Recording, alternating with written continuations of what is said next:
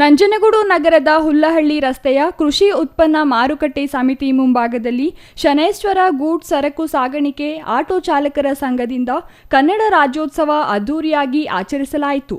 ಈ ವೇಳೆ ಮಾತನಾಡಿದ ಕಸಾಪ ಗೌರವಾಧ್ಯಕ್ಷ ಚಿಕ್ಕರಂಗ ನಾಯ್ಕ, ಕನ್ನಡ ಭಾಷೆ ಪ್ರೌಢಿಮೆ ಹೊಂದಿದ್ದು ಸುಮಾರು 2000 ವರ್ಷಗಳ ಇತಿಹಾಸ ಹೊಂದಿದೆ. ಇತರೆ ಭಾಷೆಗಳಿಗೆ ಹೋಲಿಸಿದರೆ ಭಾಷೆ ಉತ್ಕೃಷ್ಟತೆ ಪಡೆದಿದೆ ಎಂದರು. ಆಟೋ ಚಾಲಕರ ಸಂಘ ನಂಜನಗೂಡು ತಾಲೂಕು ಇವರ ವತಿಯಿಂದ ಕನ್ನಡ ರಾಜ್ಯೋತ್ಸವದ ಕಾರ್ಯಕ್ರಮ ಹಮ್ಮಿಕೊಂಡಿದ್ದಾರೆ.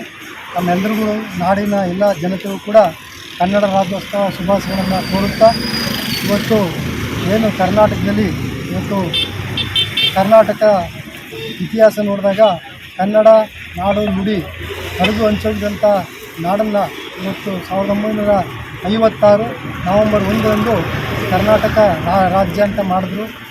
ಅದಾನಂತರ 1973 ಕರ್ನಾಟಕ ಅಂತ ದೇವರಾಜ ಅವರ ಸ್ಪೀಡಲ್ಲಿ ನಾಮಕರಣ ಮಾಡಲಾಯಿತು. ಈ ಕನ್ನಡ ನಾಡಿನಲ್ಲಿ ಹಲವಾರು ರಸ ಋಷಿಗಳು, ಸಾಹಿತಿಗಳು ಮತ್ತು ಕವಿ ಪುಂಗವರು ಮತ್ತು ಎಲ್ಲ ರಾಜ ಮಹಾರಾಜಗಳು ಕೂಡ ಕನ್ನಡದ ನಾಡಿಗೋಸ್ಕರ ನೆಲ ಜಲಗೋಸ್ಕರ ಆಳಿರೋದನ್ನು ನಾವೆಲ್ಲ ನೋಡಿರ್ಬೋದು. 8 ಜ್ಞಾನಪೀಠ ಪ್ರಶಸ್ತಿ ಪಡೆದಂಥ ಈ ಕನ್ನಡ ನಾಡು ಇವತ್ತು ಸಂಪದ್ಭರಿತವಾಗಿ ಇಷ್ಟೆಲ್ಲ ಚೆನ್ನಾಗಿರ್ಬೇಕಾದ್ರೆ ಇವತ್ತು ಕನ್ನಡ ನುಡಿ ಎಲ್ಲರ ಹಿರಿಯರು ಈ ಜನಸಾಮಾನ್ಯರ ನಡುವೆ ಕನ್ನಡ ನಾಡು.